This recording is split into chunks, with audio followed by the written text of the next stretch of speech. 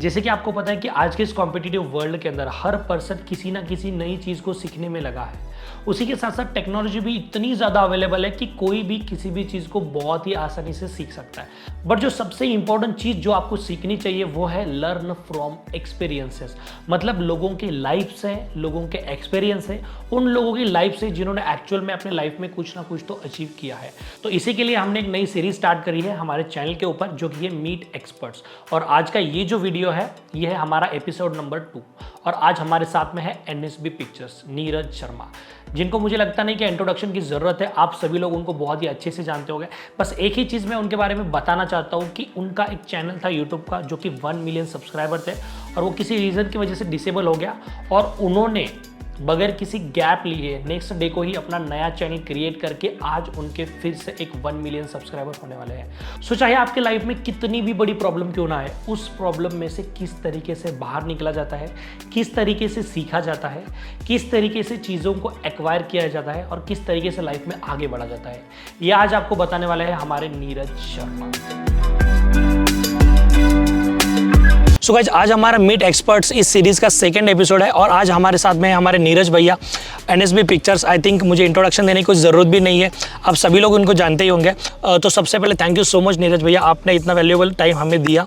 और उसके बाद में फाइनली आज हमारे चैनल के लिए ये वीडियो जो मतलब मोस्ट वैल्यूएबल हम वीडियो बोल सकते हैं, जो सबसे ज़्यादा डिमांडेड था, ये पॉसिबल होगा। तो सबसे पहले thank you so much. Thank you, आपने मुझे इनवाइट किया अपने चैनल पर, और मेरे लिए बड़ी बात है आप लोग सबने कमेंट किया, तो सो थैंकफुल सभी ऑडियंस का और आपका भी।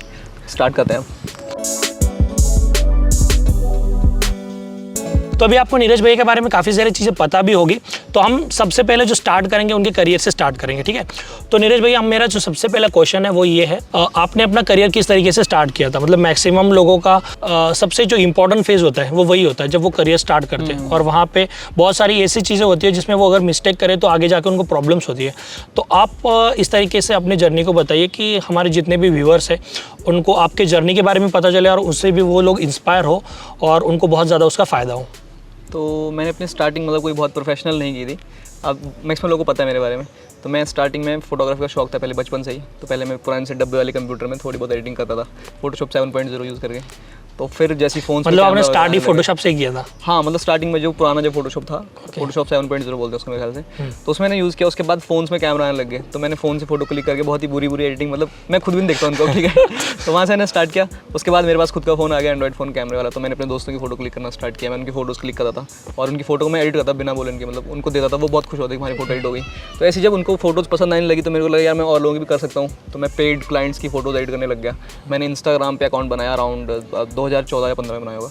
उस टाइम मैं अपनी फोटो को बिफोर आफ्टर डालता था इंस्टाग्राम पे। Okay. तो जैसे लोगों ने देखा कि भाई ये इस फोटो को ऐसे से ऐसा बना सकते हैं, तो लोग मुझे कांटेक्ट करते थे कि हमारी फोटो को भी ऐसा बनाओ। तो फिर मैंने वहाँ से पेड क्लाइंट्स को लेना स्टार्ट किया। तो काफ़ी 1-1.5 साल तक मैंने वही काम किया कि पेड क्लाइंट को एडिट करना स्टार्ट किया। उसके बाद मुझे ऐसा लगा कि यार जब मैं ये इतनी अच्छी एडिटिंग कर रहा हूँ, तो अभी तक तो क्या कि जो लोग मुझे जानते हैं बस जो मुझे एडिटिंग कर रहा हूँ उनको पता है, लेकिन मेरे को लगा मैं इसका अगर बिहाइंड द सीन डालूँ, ट्यूटोरियल बना के यूट्यूब पे डालूँ, तो बाकी लोग भी सीख सकते हैं या फिर कर सकते हैं सेम एडिटिंग।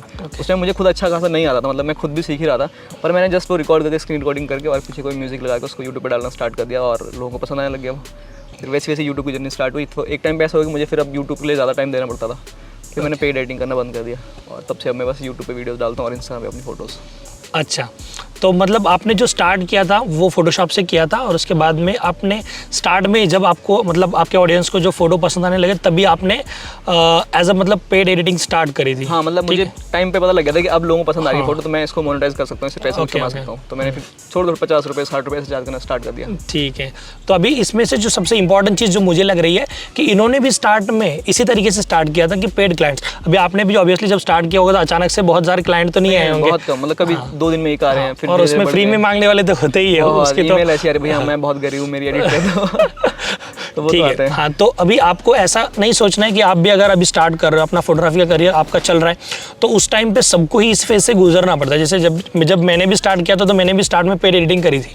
बहुत लोग क्या सोचते हैं कि बट फोटोग्राफी करियर स्टार्ट कर दिया फिर नीरज भैया जैसे कैसे बने, या फिर ऐसे डायरेक्टली नहीं होता। हाँ, मैं अगर अपनी स्टोरी बताऊँ, मैं बैक एंड में कब से मैंने स्टार्ट किया, 2012 से मैं वो चला रहा हूँ फोटोशॉप 7.0, ठीक है। उसके बाद उस टाइम पे तो इंटरनेट था भी नहीं। उसके बाद 2015 में जब ये सब आया, एंड्रॉइड फ़ोन्स मेरे पास आया, उसके बाद मैंने एडिटिंग स्टार्ट की फ़ोन से, पिक्सआर्ट से, इन सारी ऐप्स का यूज़ करें। और यूट्यूब पे मैं 2016 से काम कर रहा हूँ। तो मतलब कितने साल हो गए? कम से कम 6 साल हो गए। तो ये भी एक पॉइंट आया होगा कि जब अपना यूट्यूब स्टार्ट किया तब आपके पास में मतलब ऐसा स्ट्रॉन्ग कोई इनकम सोर्स तो होगा नहीं कि आप दोनों साइड से बैलेंस कर सको। तो मैं सही बताऊं, मैंने जिस टाइम पे यूट्यूब स्टार्ट किया था उस टाइम मैं स्कूल में पढ़ता था। मैंने 11th क्लास में स्टार्ट कर दिया था। उस टाइम पे मेरे को इनकम की जरूरत भी नहीं थी। मैं तो वैसे ही उस टाइम पे मेरे को पता था इनकम भी होती है इस चीज़ से। उस टाइम पे बहुत नया नया जियो आया था, तो मैंने बस वैसे ही डाल दिया, मतलब कूल बनने के लिए। अच्छा। तो उसके बाद जब तक मतलब मैं कॉलेज टाइम तक पहुंचा तो तब तक मेरे अराउंड 40-50 हज़ार सब्सक्राइबर हो गए थे 2-3 साल में। तो फिर थोड़ी बहुत इनकम आने लगी थी, मतलब महीने के 5-7 हज़ार रुपये आने लगे थे। तो आपके माइंड में अभी कैसे ऐसा कभी स्ट्रेस नहीं आया कि अभी मैं यूट्यूब स्टार्ट कर रहा हूँ, ये बंद कर रहा हूँ, कभी फ्यूचर के बारे में मतलब ऐसा स्ट्रेस या फिर? नहीं, मतलब मैं साथ साथ करता था। जब मैं यूट्यूब पे जो वीडियो डालता था उसके साथ साथ मैं पेड एडिटिंग भी करता था। और कई बार तो ऐसा मैंने क्लाइंट से पैसे लिए एडिटिंग के, उसकी फोटो का बिहाइंड द सीन यूट्यूब पे भी डाल दिया, लोग भी खुश होते थे। और एजुकेशन के बारे में मतलब तब आपका कॉलेज लाइफ मेरा कॉलेज चल रहा था, मतलब तब मैं कॉलेज में भी था, 3rd ईयर चल रहा था मेरा। फिर 3rd ईयर में मैं कॉलेज गया ही नहीं कभी भी। मतलब ये एक मेन पॉइंट है कि आपका कॉलेज भी चल रहा था और उसके बाद में आप एडिटिंग भी कर रहे थे और मैं यूट्यूब भी कर रहा था। तो उस टाइम पे कुछ आपके माइंड में ऐसा कंफ्यूजन नहीं आया? नहीं, मतलब बिजी रहा था मैं पूरे दिन। हाँ, क्योंकि मेरी लाइफ में और कुछ था ही नहीं। मैं यस यही एक बहुत बड़ी लर्निंग है। देखो हम क्या करते हैं कि जब 2-3 चीजें 4 चीजें साथ में कर रहे होते हैं ना, हम बहुत ज्यादा कंफ्यूजिंग बना लेते हैं खुद से। मतलब ऐसी सिचुएशन होती नहीं है जितना हम खुद से बना लेते हैं। सबके पास सेम ही टाइम है, 24 घंटे, उसको आप जैसे मर्जी यूटिलाइज कर लो। जिस तरीके से यूटिलाइज कर सकते हैं वो है। मेरे को ऐसा लगता है आज के टाइम पे बहुत ज़्यादा डिस्ट्रैक्शंस है, लोग इंस्टाग्राम चला रहे हैं। उस टाइम पे कुछ था नहीं, उस टाइम पे बस या तो अपना पढ़ाई कर लो या फिर कुछ सीख लो। अब तो बहुत सारी चीजें आ गई, स्नैपचैट आ गया, ये आ गया, लोग मतलब एक्सटर्नल डिस्ट्रैक्शन बहुत ज्यादा है। उस टाइम पे डिस्ट्रैक्शन कम थी, वो हमारा फायदा था। तो ये आपका भी, अब ये तो हमारा फायदा हो गया उस टाइम पे, बट अभी के जो लोग हैं उनके पास में टेक्नोलॉजी है, ये उनका पॉजिटिव पॉइंट हो गया। हर चीज फायदे उस टाइम पे एक्चुअली में बता जाए तो अभी के टाइम पे अगर आपको कोई भी चीज सीखने तो आप 8 दिन के अंदर टाइम लगा कर नए वीडियोस देख के सीख सकते हो, बट उस टाइम पे एक्चुअल में उतने अच्छे क्रिएटर्स के वीडियो ही अवेलेबल नहीं थे। जब मैंने स्टार्ट किया था वीडियो डालना, मैंने बस एक तौकीर को देखा था, तौकीर डाला था वीडियो, उसके अलावा कोई था ही नहीं एडिटिंग का वीडियो। तो मुझे लगा यार जब ये डाल सकता है मैं भी डाल सकता हूँ। तो अब तो मेरी तौकीर से दोस्ती काफ़ी अच्छी खासी। और उस टाइम मेरे तौकीर ये था कि यार भाई तौकीर भाई डाल रहा तो मैं भी डालूंगा। तो सबके लिए होता है ना इंस्पिरेशन टाइप, ऐसा कि भाई किसी को देख के स्टार्ट करता, कोई अलग से आइडिया तो आता नहीं है। कोई ना कोई कहीं ना देख के ही कॉपी करता है या कॉपी करके सीखता है। ठीक है। उसके बाद में हमारा जो नेक्स्ट पॉइंट है वो है टॉप 4 लर्निंग्स ऑफ लाइफ। मतलब अभी तक आपने जितना भी अचीव किया है उसमें 4 चीज़ें आपको कौन सी ऐसी लगती है कि जो सबसे ज़्यादा ज़रूरी है? मेरे ख्याल से मुझे जो चीज़ सीखने में 4-5 साल लग गए, बहुत सिंपल सी चीज़ है। पहली चीज़ तो कंसिस्टेंट रहना। मतलब ये नहीं कि अगर आप कंटेंट डाल रहे हो उसमें कुछ भी अगर आप करो, जैसे अगर आप कुछ सीख रहे हो तो डेली वो चीज़ करनी ज़रूरी है। मेरे ख्याल से अगर आप किसी भी काम में 2 दिन का गैप देते हो फिर वो काम आप करना मुश्किल हो जाता है। जैसे आप अगर फोटोशॉप सीख रहे हो तो डेली एक एपिसोड सीखो उसका, या डेली कोई नया टूल सीखो। लोग मिस्टेक यही करते कि वीडियोस एक बार सब देख लेंगे और मतलब ऐसा लगा ना स्पार्क आ गया और अचानक से वहाँ पे कर दिया। मोटिवेशन क्या होता है ना, इजीली आया और फिर चला जाता है, चला गया। लेकिन अगर आप कंसिस्टेंटली करोगे तो आपका कोई भी काम कुछ भी आप करो, अगर आप बॉडी बना रहे हो तो उसमें भी आपको कंसिस्टेंसी चाहिए। आप अपने ओर से आप क्या करते हो कंसिस्टेंट रहने के लिए? मेरी अब आदत बन चुकी है, मतलब मेरे को ना अब ये हैबिट बन चुका है ये सारा काम, जैसे एडिट करना या शूट करना या कुछ सीखना।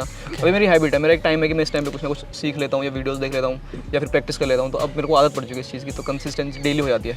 पर जो लोग अभी नया स्टार्ट कर रहे हैं उनको क्या होता है कि 10 चीज़ पकड़नी होती है कि यार मैं ये भी सीख लेता हूँ, लेकिन पहले आप एक चीज़ को सीखो, पूरा कंप्लीट करो उसको।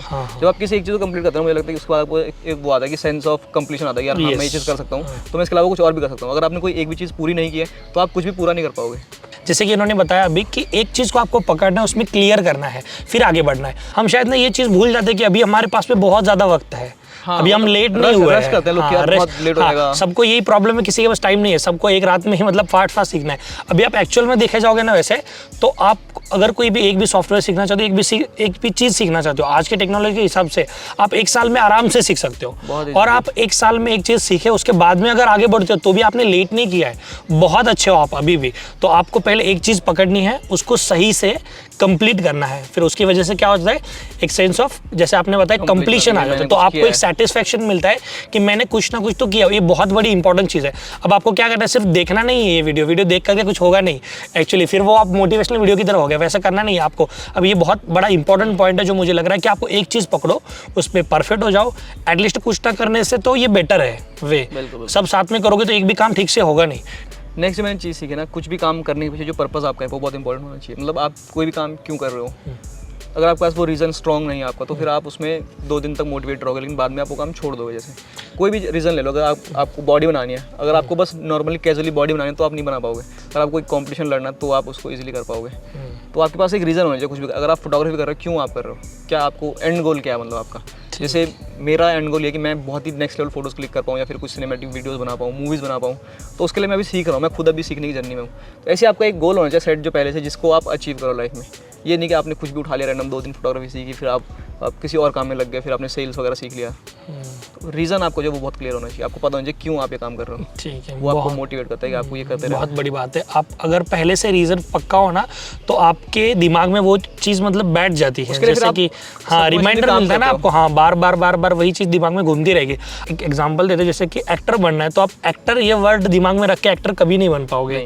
अगर आपके पास पे क्लियर गोल है कि आपको क्या करना है, मोटिव है। जैसे कोई मुझे हीरो बनना है, वो एक गोल नहीं है। अगर आपको एक्टर बनना वो एक गोल, वो पोजीशन हो गई, सीखने वो एक पोजीशन है, उसके लिए पीछे मत भागो, आप वो स्किल के पीछे भागो जो आपको सीखने है कि आपको एक्टिंग आनी चाहिए अच्छी। हीरो तो आप बन ही जाओगे अगर आपको एक्टिंग आती है। उसके बाद में सबसे पहले उसमें से भी पहली चीज़ पकड़ के उस पर काम करना पड़ेगा, फिर नेक्स्ट चीज़ देखनी पड़ेगी।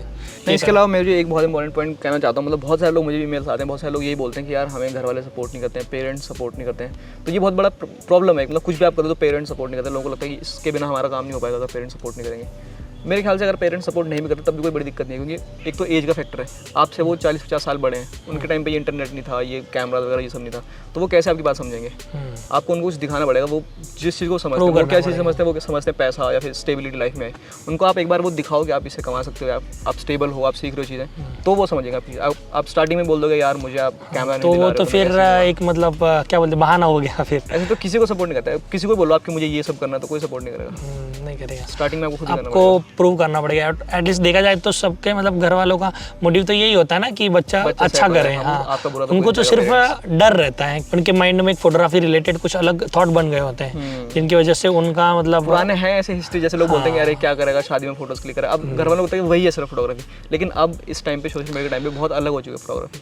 बहुत चीज़ें हैं जो लोग कर रहे हैं, वो सिर्फ हमारी केयर करते हैं। हाँ मतलब वही है कि अगर वो सपोर्ट नहीं भी करते हैं तब भी आप तो भी कोई प्रॉब्लम है नहीं ना, ट्राई तो बाद में ऐसा तो ना लगे कि हमने कुछ भी नहीं किया, बाद में लास्ट में रिग्रेट ना हो। कमा के घर वालों को दे तो वो आपको सपोर्ट ही करेंगे, कर देंगे। इनिशियली उनको मेरे बारे में भी पर्सनली यही हुआ था एक्चुअली। मतलब घर में मतलब जैसे आपने बताया उसी तरीके का सिचुएशन था, बट जैसे मतलब स्टार्ट में मेरे जितने भी पैसे आते थे 100 रुपये सब मैं घर में ही देता था, और एक फिक्स इमेज बना लिया मैंने पहले घर में कि हाँ इससे पैसा आता है। मेरे साथ भी हाँ, मैंने तो जब स्टार्ट किया था मैंने घर पे किसी को बताया नहीं था जब मैं यूट्यूब कर रहा था, और जब पेड एडिटिंग कर रहा था मैं बस चुपचाप ऊपर करता रहता घर पे अपने, किसी को पता नहीं था।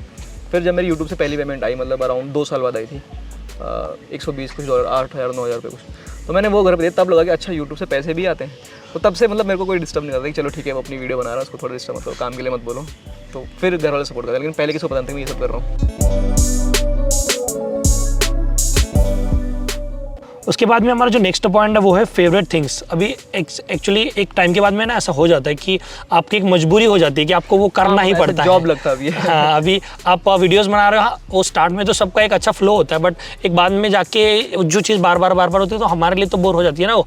तो आप अपने फोटोग्राफी करियर को छोड़ करके ऐसी कौन सी चीज़ है जिसका मतलब जिसको करने में आपको ज़्यादा मज़ा आता है, या फिर जो आपकी मतलब ऐसा बोल सकते हो ना कि मुझे बस इसमें ही मज़ा आता है? ऐसी मेरे लिए एक ही चीज़ है, मतलब ट्रैवल करना। मैं भी बीच में निकल जाता हूँ ट्रैवल करने, कुछ नहीं हो रहा चलो घुमाते कहीं भी। तो मेरे को ये है कि मैं लाइफ में एक मेरा गोल है कि मैं ट्रैवल करूँ पूरी दुनिया को। इम्पोर्टेंट एक्चुअली लास्ट में, एटलीस्ट लास्ट में देखा जाए तो यही सबसे ज़्यादा इंपॉर्टेंट है। हाँ, मतलब आपका जो पर्सनल सेटिस्फेक्शन है वो तो मिलना चाहिए ना आपको, वरना आप ये अगर ट्रैवल नहीं करोगे तो उसके बाद में ये आप जितना भी कर रहे हो तो उसका फिर कोई वैल्यू ही नहीं हुआ ना। फिर मुझे ऐसा लगता है मतलब अगर हम इस दुनिया में आए और हम जैसे मान लो मैं चंडीगढ़ में रहता हूँ और मैंने बस जिंदगी में सिर्फ चंडीगढ़ ही देखा है, मैंने दुनिया का 0.01% भी नहीं देखा, तो एटलीस्ट जहाँ पर हमें पूरा देख के तो जाएँ। तो लाइफ एंड होने से पहले एक बार पूरा दुनिया घूम लें क्या क्या है। वैसे दुनिया से बाहर भी लोग जा रहे हैं, लेकिन हम दुनिया तो घूम लें।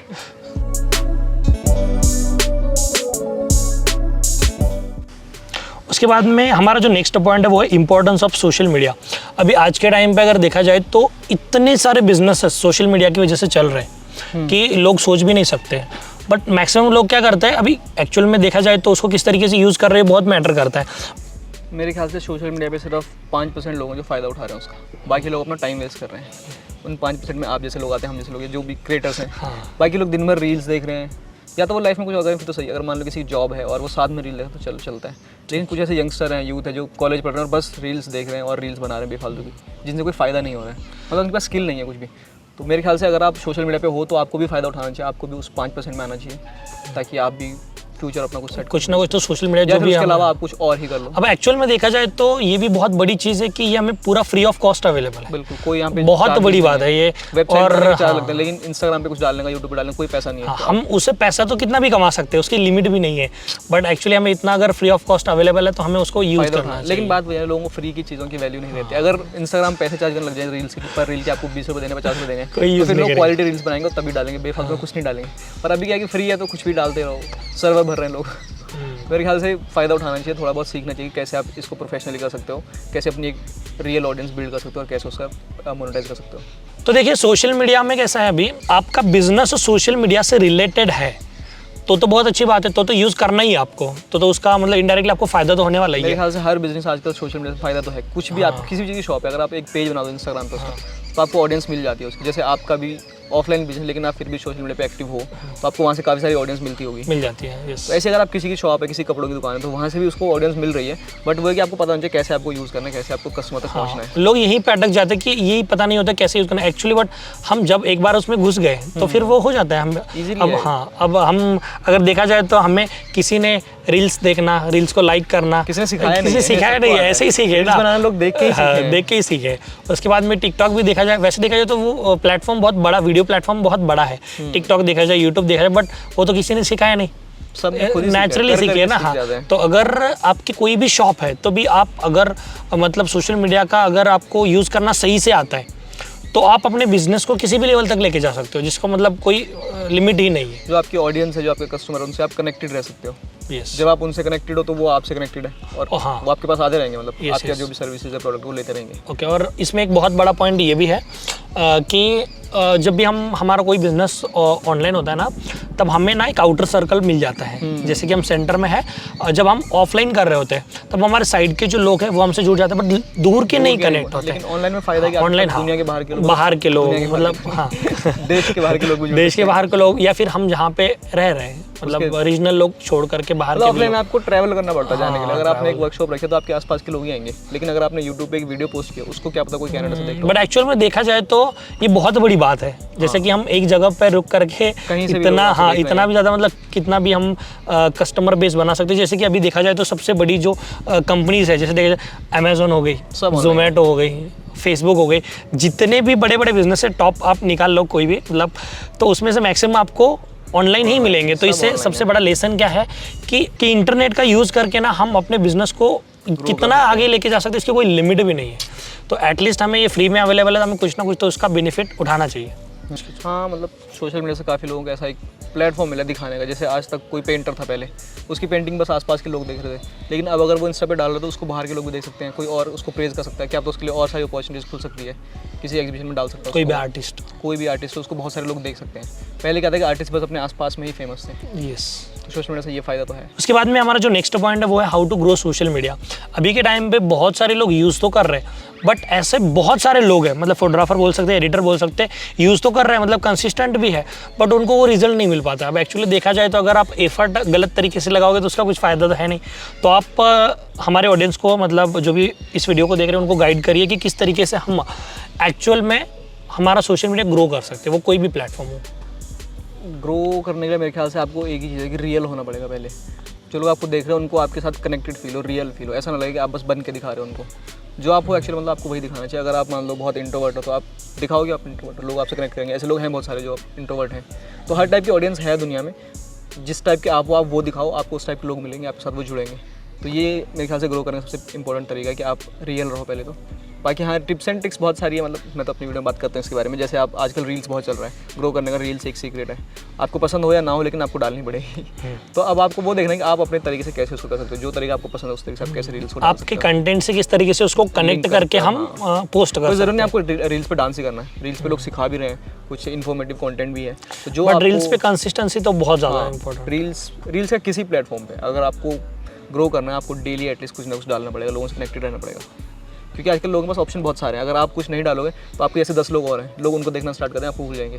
तो आपको डेली उनको कुछ ना कुछ देना है कि भाई मैं आज ये कर रहा हूँ, या अपडेट देने हैं। उसके बाद में हमारा जो नेक्स्ट पॉइंट है वो है which things are most important for shoot best photos.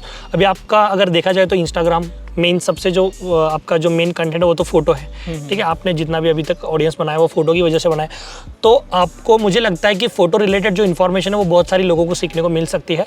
तो आप ऐसे कुछ पॉइंट्स बताएं, ऐसी कुछ चीज़ें बताइए जो आपको बेस्ट फोटो करने के लिए ज़रूरी होते हैं। जैसे कैमरा अगर देखा जाए, कैमरा लेंस से तो मेन चीज़ें होती ही है, इसके अलावा तो कुछ होगा नहीं, बट इसको छोड़ करके और भी बहुत सारी चीज़ें होती है जिसके बारे में हमें सोचना चाहिए। करते हैं लोग ज़्यादातर, हाँ। लोगों को लगता है बस कैमरा ले लिया, लेंस लिया और होगी फोटोज।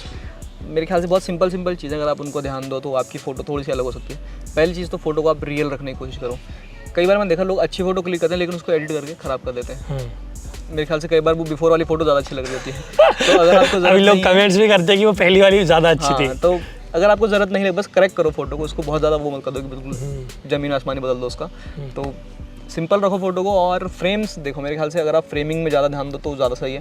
आजकल क्या है कि ज़्यादातर लोग बस बैकग्राउंड ब्लर को ध्यान देते हैं यार, पीछे जहाँ पे डेप्थ ज़्यादा मिल रही है। डेप्थ अगर आप छोड़ दो, एक आप वाइड एंगल लेंस लो और उससे आप फ्रेमिंग सीखो पहले कि आप किस तरीके से किस चीज़ को फ्रेम करते हो। एक ही चीज़ की अगर आप 10-15 फोटोज़ क्लिक करो अलग अलग एंगल से तो आपको बहुत सारी चीज़ें सीखने को मिलेगी। तो बस आप एक एंगल मत लो, अगर हर चीज़ को आप क्लिक कर रहे हो तो ट्राई करो आप कहाँ से और ट्राई कर सकते हो। टॉप एंगल लो, लो एंगल लो, तो एक एंगल पे स्टिक मत रहो। मतलब अब इसमें बहुत सारी एक ये भी चीज़ इंपॉर्टेंट है कि लोग जाते ही सीधा शूट स्टार्ट कर देते हैं। हाँ, इमेजिन नहीं करते कि कहाँ से बेटर आ सकता है। लोकेशन को एनालाइज करो कि क्या फ्रेम आप यहाँ पर। जैसे अब हम यहाँ पे भी आए तो इसके पहले हमने बहुत सारी चीज़ें देखी यहाँ पे आसपास, बहुत ज़्यादा धूप है, बट यहाँ पे भी हम इस तरीके की वीडियो शूट कर पा रहे हैं। क्यों? क्योंकि हमने आते ही 4 चीज़ें एक्सप्लोर करी यहाँ पे क्या बेटर आ सकता है। आप थोड़ा मतलब इमेजिन भी करना है इसमें, मतलब शूट लोकेशन पे ऐसे नहीं कि गए और शूट स्टार्ट कर दिया। लोगों को लगता है कि अच्छी लोकेशन हो शूट के लिए तभी हम अच्छी फोटो क्लिक कर पाएंगे, लेकिन ऐसा नहीं है। मतलब लोकेशन कोई भी हो, आपको अगर फ्रेम्स ढूंढने आते हैं, फ्रेम्स बनाने आते हैं, फ्रेमिंग करनी आती है तो आप कहीं पे भी घर पे भी अच्छी फोटो क्लिक कर सकते हो। ओके। तो कोई बहुत ही स्पेशल आपको लोकेशन, पेड लोकेशन पे जाने की जरूरत नहीं है। जो आपके आसपास है उसको आप देखो कैसे आप उसको अच्छे से फ्रेम कर सकते हो, कैसे उसमें लाइटिंग आप इंप्रूव कर सकते हो।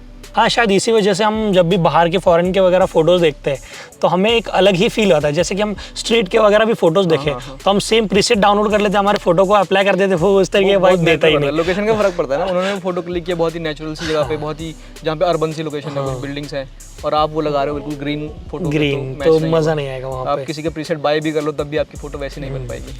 तो आप सिंपल एक चीज़ क्या कर सकते हो, उनके प्रोफाइल पे जाके, मतलब जिनका आपको कंटेंट अच्छा लग रहा है वहाँ पे जाके हम ऑब्जर्व भी कर सकते हैं ना कि ये किस तरीके के बैकग्राउंड को किस तरीके की ड्रेसिंग से कवर अप कर रहे हैं। अब यहाँ पे कैसे ऑब्जर्वेशन बहुत इंपॉर्टेंट है। ऐसा नहीं कि हमने ड्रेसिंग का एग्जांपल दिया तो सिर्फ ड्रेसिंग करना है, आप शूज़ का चेक कर सकते हो, बैकग्राउंड के कलर्स देख सकते हैं हम, ठीक है। तो आप बाकी जो भी मतलब कंटेंट आपको बेस्ट अच्छा लग रहा है उसके अंदर लाइटिंग, फ्रेमिंग और ड्रेसिंग, उसके बाद में उन्होंने बैकग्राउंड को किस तरीके से बैलेंस किया हुआ है, फ्रेम किया हुआ है, उसके बाद में किस फोटो के अंदर किस चीज़ को प्रायोरिटी दिया हुआ है, कैसी कलर टोन, हाँ कलर टोन्स रखी हुई है, वो भी बहुत मैटर करती है। और एट द एंड देखा जाए तो ऐसे हम नहीं बोल सकते कि एक इस पॉइंट की वजह से ही फोटो बेस्ट बनेगा। बहुत सारी चीज़ें मिला के बहुत सारी फोटो बनाती है। अब ऐसा देखा जाए तो सबकी जो प्रायोरिटीज़ होती है वो अलग अलग होती है, ठीक है। तो आपने अपने लाइफ में कुछ ना कुछ तो अचीव किया है, तो आप अपनी प्रायोरिटीज़ बताइए जिससे लोग क्या कर सकते हैं, अपने प्रायोरिटीज़ को आपके प्रायोरिटी से मतलब कंपेयर या फिर कनेक्ट करके उसमें से कुछ ना कुछ तो सीख सकते हैं, कि वो भी सोच सकते हैं हाँ यार ये भी इंपॉर्टेंट है। तो आपको क्या लगता है कि आप जो डेली कर रहे हो उसको छोड़ करके या फिर उसमें से ऐसी कौन सी चीज़ें जिनको ज़्यादा प्रायोरिटी देनी चाहिए? मेरे ख्याल से हर एज पे आपकी प्रायोरिटीज़ चेंज होती है। बचपन में सबके लिए खिलौने ज़रूरी थे, फिर एक टाइम पे स्टडी बहुत ज़रूरी थी, प्रोजेक्ट करने, होमवर्क पूरा करना है। तो उसके बाद लाइफ में आपको सीखने की एज आती है कि आपको कुछ करना है, लाइफ में कुछ हैंडल करना है। तो मेरे ख्याल से आपको टाइम के साथ अपनी प्रायोरिटीज़ को देखना चाहिए, क्या क्या चेंज करना। अगर आप कभी आप खिलौने देख रहे हो, मुझे खिलौने लेने, तो फिर लाइफ में चल पाएगी। तो हर 5-10 साल के बाद आपके लाइफ में प्रायोरिटीज़ चेंज होती है, उसके हिसाब से आपको अपने गोल सेट करने पड़ेंगे। जैसे अभी मैं अपनी लाइफ में बताऊँ तो मेरा एक ही मोटिव है, मैं और चीज़ें सीखूँ अभी। तो ये वाला फेस एक 20 से 25 साल की उम्र में होता है, लर्निंग का एक फेस होता है। उस टाइम पे आपकी प्रायोरिटी लर्निंग होती है। 25 के बाद लोग सोचते हैं मुझे और अर्निंग करनी है, तो उसके बाद 5-10 साल तक लोग सोचेंगे मुझे पैसा कैसे और कमाना है। तो हर टाइम पे प्रायोरिटीज़ चेंज होती है, और जब जो आपका टाइम है उस टाइम पे आपको अपनी प्रायोरिटी पे ध्यान देना चाहिए। अगर आप टाइम से पहले वो चीज़ करने लगो, आप अगर 18-19 साल की उम्र में सोचोगे मैं कैसे पैसे कमाऊँ, तो फ़ायदा नहीं है, क्योंकि आपने चीज़ें सीखी नहीं है। जिस टाइम पे आपको सीखना उस टाइम पे एक्चुअली आप चीज़ें सीखो, फिर जब आपका अर्निंग का फेज आता है उस टाइम पे आप एक्चुअली अर्न करो। पूरा अर्निंग पे ध्यान देना चाहिए, जब सीखने का फेज आता है पूरा सीखने पे। आजकल लोग यही गलती करते हैं, 18-19 साल की उम्र में सोचते हैं यार मैं कैसे पैसे कमाऊँ। जैसे कुछ स्कूल में लड़के पढ़ रहे हैं और वो रील्स या यूट्यूब पे वीडियो डालते हैं और ये सोचते हैं यार मुझे पैसा कमाना है। अभी आपकी एज मेरे ख्याल से जब 25 से कम है तो आपको सीखने में फोकस करना चाहिए। आप स्किल पहले एक्वायर करो, उसके बाद अर्निंग तो आप उसके बाद में कर ही लोगे।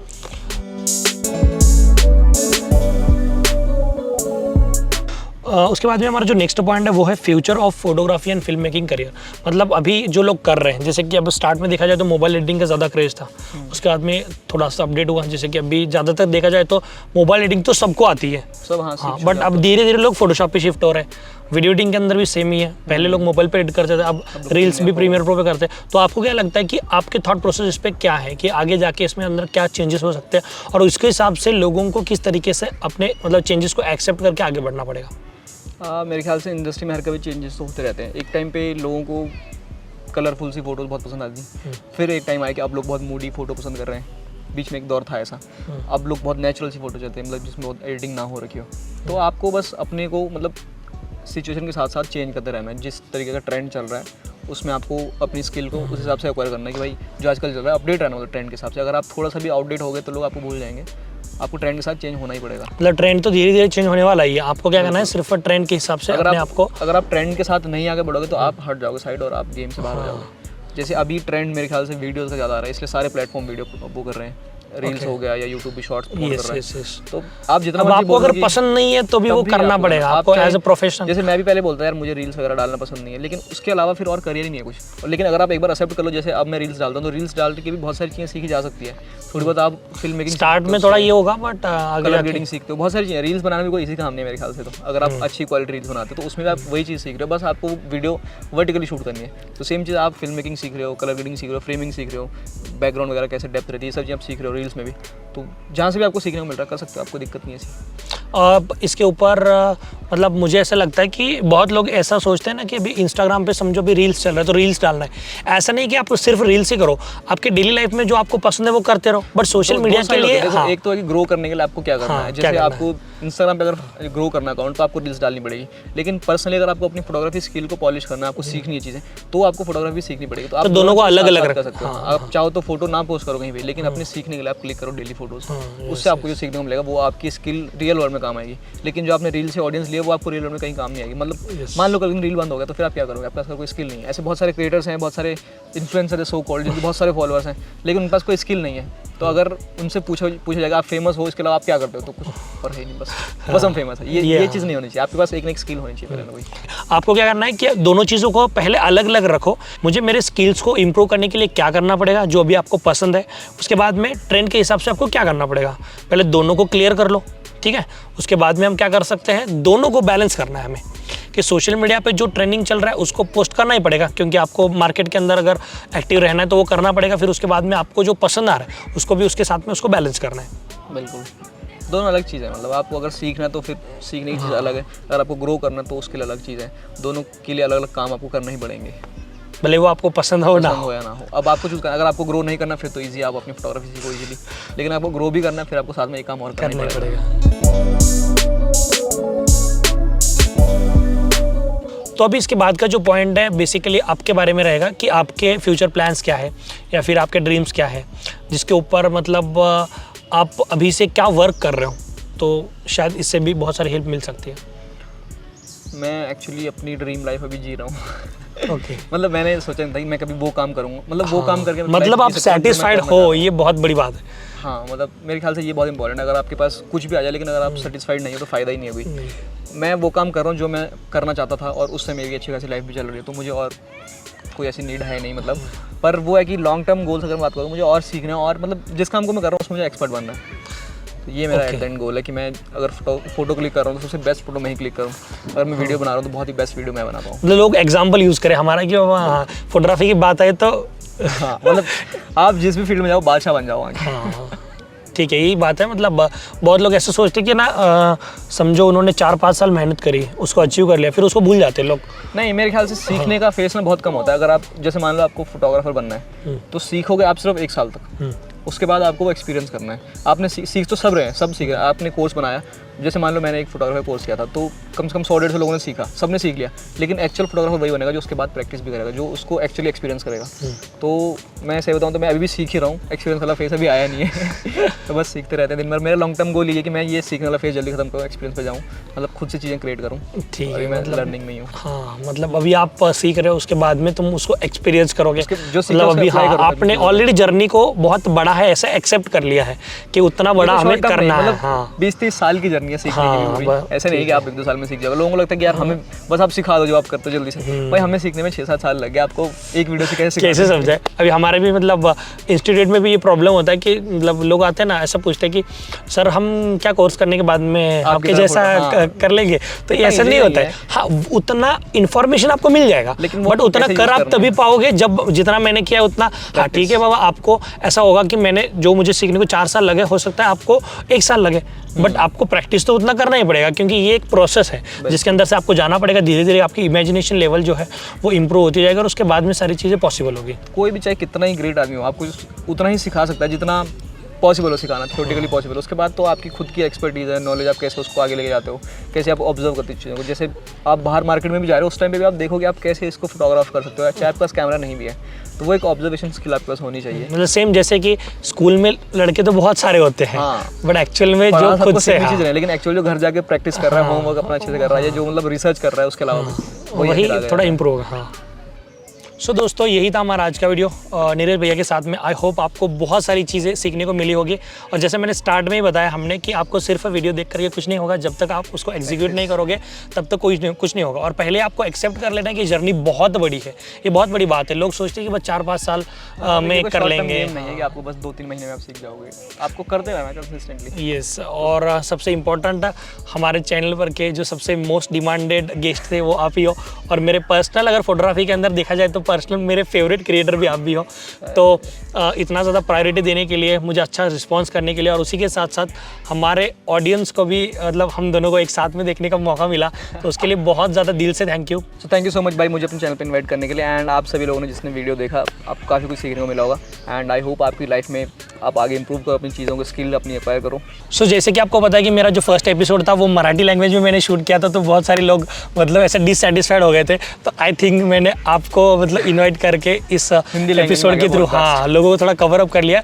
तो इसके बाद में आप क्या चाहते हो कि कौन से क्रिएटर हमारे चैनल पर हम इन्वाइट करें, प्लीज़ कमेंट सेक्शन के अंदर बताओ। ऐसा नहीं कि सिर्फ हमें ही देखना है, बहुत सारे अच्छे अच्छे क्रिएटर्स भी है, किसी को भी देखते रहो बट सीखते रहो। ओके, सो आज के इस वीडियो के अंदर बस इतना ही, मिलते हैं हमारे नेक्स्ट वीडियो में, तब तक के लिए गुड बाय। नहीं बट देखो तो सही, यस स्मज पेंटिंग है, पूरा आने से पहले एक दिन 7 घंटे काम करके बनाया। यहाँ पे सही से दिखेगा नहीं, मुझे लगा आपने फोटो लिए हुई तो नहीं, बहुत अच्छा है भाई। ये ओरिजिनल पिक से आप कंपेयर करके देखना पता चले। फ्लैश भी बनाया है, सब पूरा मैन्युअली बनाया हुआ है यहाँ से। उसके बाद में हेयर्स पूरे मैन्युअली पेन टूल से ड्रॉ करे हुए हैं। उसके बाद में आप देखोगे तो पता चलेगा ये हेयर्स भी चेंज करे हुए, आपका बियर्ड स्टाइल ऐसा नहीं है छोटा है, ये चेंज किया मतलब जो बेस्ट लगेगा उसके। ये लाइट बड़ी मस्त लग रही है, जो चेन भी आ रही है, और ये परफेक्ट है भाई। कैसा लगा बताओ? मज़ा आ गया।